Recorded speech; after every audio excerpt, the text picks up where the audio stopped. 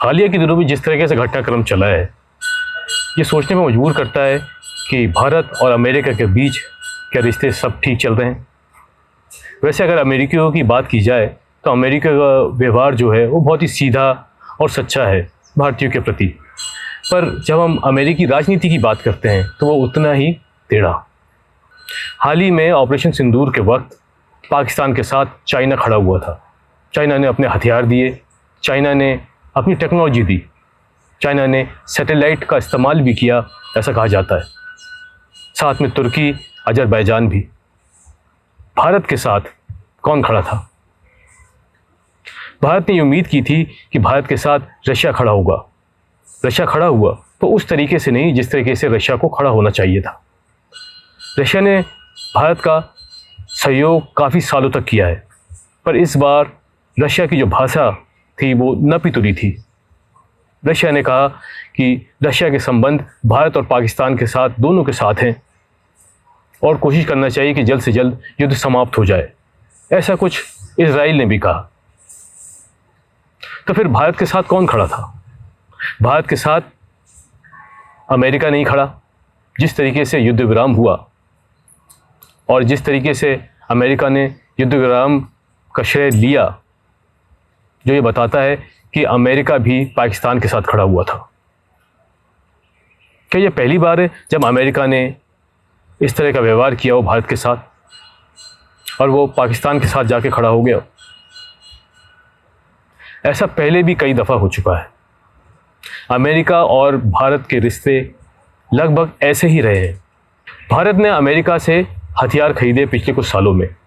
ऐसा पहली बार हुआ है जब भारत अमेरिका से हथियार इतने पैमाने पर खरीद रहा है। पिछले कुछ सालों में भारत और अमेरिका के संबंध बेहतर हुए। भारत में प्रधानमंत्री नरेंद्र मोदी और ट्रंप का पहले साल का जो कार्यकाल था, पहली बार का जो कार्यकाल था, उसमें यह कहा गया कि भारत और अमेरिका की दोस्ती बेहतर हुई है। भारत ने भी हथियारों के सौदे अमेरिका से किए। ये पहली बार ऐसा हुआ कि भारत रशिया के साथ जो हथियार खरीदता आया था, जो रशिया के ऊपर निर्भर था, पहली बार ऐसा हुआ कि भारत ने अमेरिका से हथियार खरीदे और रशिया पे निर्भरता कम की। उसके बावजूद भी अमेरिका पाकिस्तान के साथ जाके खड़ा हो गया। जिस साल भारत आज़ाद हुआ 1947 और भारत का बंटवारा हुआ, एक तरफ पाकिस्तान बना, एक तरफ भारत बना, उस साल भी अमेरिका ने पाकिस्तान की मदद की, वित्तीय तौर पर भी करोड़ों डॉलर की मदद की और हथियारों से भी मदद की। उस मदद का पाकिस्तान ने क्या किया? उस मदद का पाकिस्तान ने इस्तेमाल किया कश्मीर पर हमला कर कर। पाकिस्तान ने कश्मीर पर हमला कर दिया। क्यों हुआ ऐसा? मोहम्मद अली जिन्ना उस वक्त काफ़ी बीमार थे और फेफड़ों की बीमारी से ग्रसित थे। डॉक्टर ने उन्हें सलाह दिया हो सके तो वो अपनी आबो हवा बदलें और किसी ऐसी जगह पे जाएं जहाँ पर उन्हें ताज़ी हवा और अच्छे से आराम करने का मौका मिले। मोहम्मद अली जिन्ना ने तुरंत ये निश्चय किया कि वो कश्मीर जाएंगे और उन्होंने एक ऑफिशियल कश्मीर के लिए रवाना करवाया। ऑफिशियल गया और उन्होंने वहाँ के राजा हरी सिंह से ये बात की और वापस आए। जब वो वापस आए तो राजा हरी सिंह ने जो जवाब दिया था उसे सुनकर मोहम्मद अली जिन्ना स्तब्ध रह गए। राजा हरी सिंह ने कहा कि छुट्टियां मनाना तो बहुत दूर की बात है, वो मोहम्मद अली जिन्ना को कश्मीर में पैर भी रखने नहीं देंगे। मोहम्मद अली जिन्ना को इससे काफ़ी ठेस लगा। मोहम्मद अली जिन्ना ने कभी ऐसा सोचा भी नहीं था कि राजा हरी सिंह इस तरह की बात कहेंगे, क्योंकि जब भारत आज़ाद हुआ, जब भारत का बंटवारा हो गया, पाकिस्तान और हिंदुस्तान बन गया, उस वक्त कश्मीर एक इंडिविजुअल स्टेट था और ये कश्मीर के ऊपर निर्भर करता था कि वो किस देश के साथ जाए, उसका विलय किस देश में हो। पर कश्मीर के राजा हरी सिंह ये चाहते थे कि वो किसी भी देश में शामिल ना हो, वो एक इंडिविजुअल स्टेट रहे। पर मोहम्मद अली जिन्ना ये कयास लगाए बैठे थे कि एक ना एक दिन कश्मीर जो है उनकी झोली में आके गिरेगा। उसकी वजह थी कश्मीर में बड़े पैमाने पर मुस्लिम आबादी, हिंदुओं की आबादी काफ़ी कम थी। राजा हरी सिंह खुद हिंदू थे एक, पर लेकिन आबादी कम होने की वजह से ये कयास लगाया जा रहा था कि आखिरकार कश्मीर जो है वो पाकिस्तान के साथ ही विलय करेगा। अब मोहम्मद अली जिन्ना के पास एक ही रास्ता था। उन्होंने तुरंत फिर से ऑफिशियल्स भेजे ये पता लगाने के लिए कि वहाँ के हालात क्या हैं। और जो ऑफिशियल्स आए उन्होंने जो जवाब दिया, उन्होंने साफ साफ ये कह दिया कि कश्मीर किसी भी कीमत पर पाकिस्तान के साथ विलय नहीं करेगा। मोहम्मद अली जिन्ना पाकिस्तान ने ये फैसला किया कि वो कश्मीर पर आक्रमण करेंगे उन पैसों के दम पर जो अमेरिका ने पाकिस्तान को दिया था, जो हथियार अमेरिका ने पाकिस्तान को दिया था। पाकिस्तान ने कश्मीर के ऊपर आक्रमण कर दिया। राजा हरी सिंह ने इसकी खबर भारत को पहुंचाई। भारत ने यह साफ तौर पर राजा हरी सिंह को कह दिया कि उन्हें यह बताने में काफ़ी लेट कर दिया। भारत ने साफ साफ राजा हरी सिंह से कह दिया कि अगर वो भारत के साथ विलय करते हैं तभी वो कश्मीर की सुरक्षा कर पाएंगे। राजा हरी सिंह तुरंत इस बात को मान गए और भारत के साथ विलय कर लिया। भारत ने अपनी सेना भेजी। तब तक कबाइलियों ने कश्मीर के कई सीमावर्ती इलाकों में कब्जा कर लिया था। उसके बाद हुआ सीज़ फायर। यूएन ने सीज़ फायर करवा दिया। जवाहरलाल नेहरू ने इसे यूएन में उठाया और कहा कि कश्मीर जो है वो अब भारत का हिस्सा है और भारत को पूरी आज़ादी है कि वो इसकी रक्षा करे और पाकिस्तान को तुरंत वो जगह खाली कर देनी चाहिए जहां पर पाकिस्तान के कबाइलियों ने कब्ज़ा किया है। लेकिन पंडित जवाहरलाल नेहरू ने यही एक गलती कर दी। आज तक उस बात के लिए जवाहरलाल नेहरू को दोषी ठहराया जाता है कि क्यों उनने यूएन में ये बात उठाई। यूएन ने इसको पाकिस्तान और हिंदुस्तान का मुद्दा बताया और कहा कि अब एक ही तरह से फैसला हो सकता है कि कश्मीरी खुद इस बात का फैसला करें कि वो किस देश में विलय करना चाहते हैं और फौज को दोनों तरफ से पीछे हटा लिया जाए। भारत इस बात के लिए तैयार हो गया, लेकिन पाकिस्तान ने कभी भी अपनी फौज को पीछे नहीं हटाया और जिस जगह को कबाइलियों ने कब्जा किया वही पीओके कहलाता है। बात है 1965 की। 1965 की जंग फिर से पाकिस्तान ने कश्मीर पर हमला किया। पाकिस्तान की सेना बहुत छोटी हुआ करती थी भारत की अपेक्षा, पर फिर भी पाकिस्तान ने हिम्मत की कि वो भारत पे आक्रमण कर सके। उसके पीछे फिर से वही था, अमेरिका द्वारा दिया हुआ पैसा, करोड़ों की मदद, हथियार जब तक पाकिस्तान के हाथ लग चुके थे।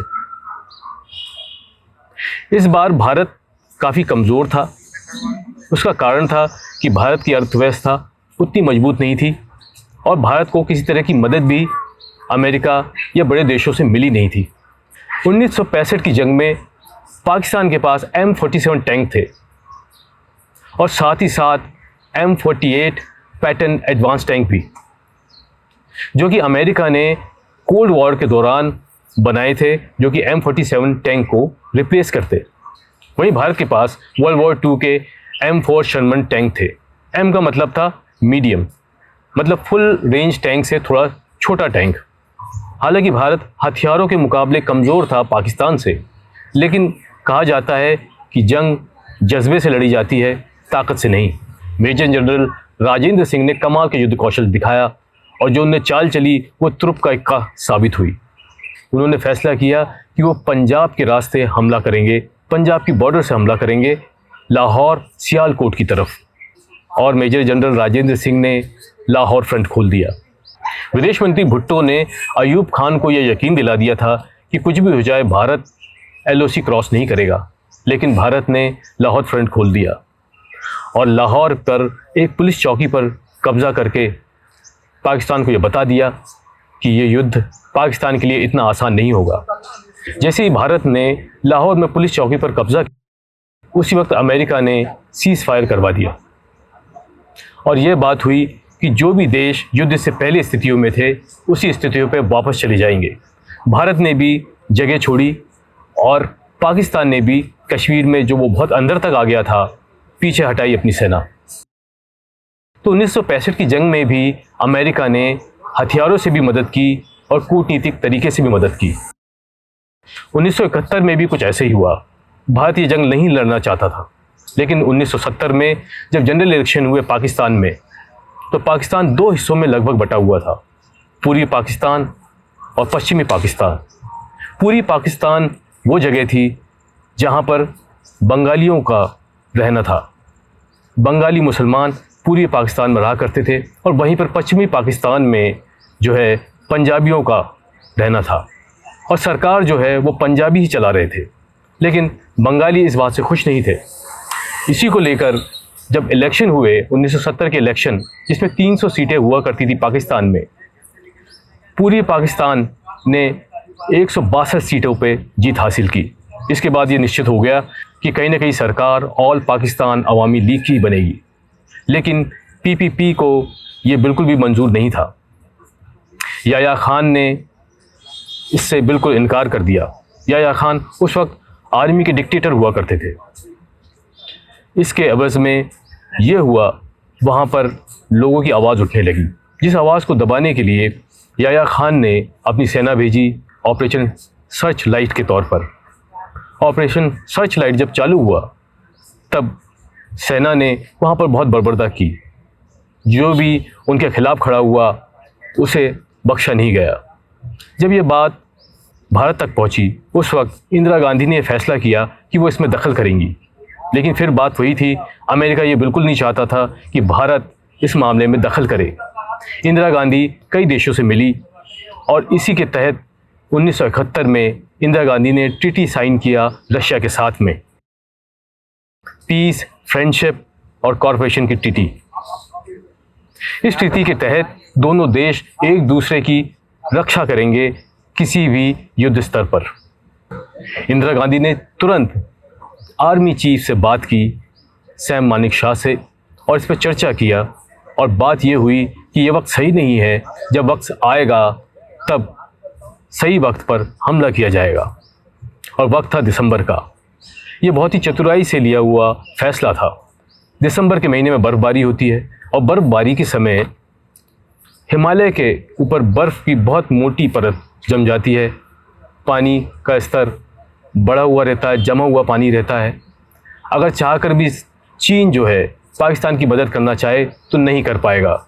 इसी के तहत यह फैसला लिया गया कि दिसंबर में हमला किया जाएगा और भारत ने यही किया। और आने वाले समय में जो हुआ वो पूरी दुनिया ने देखा। पाकिस्तान के दो टुकड़े हो गए।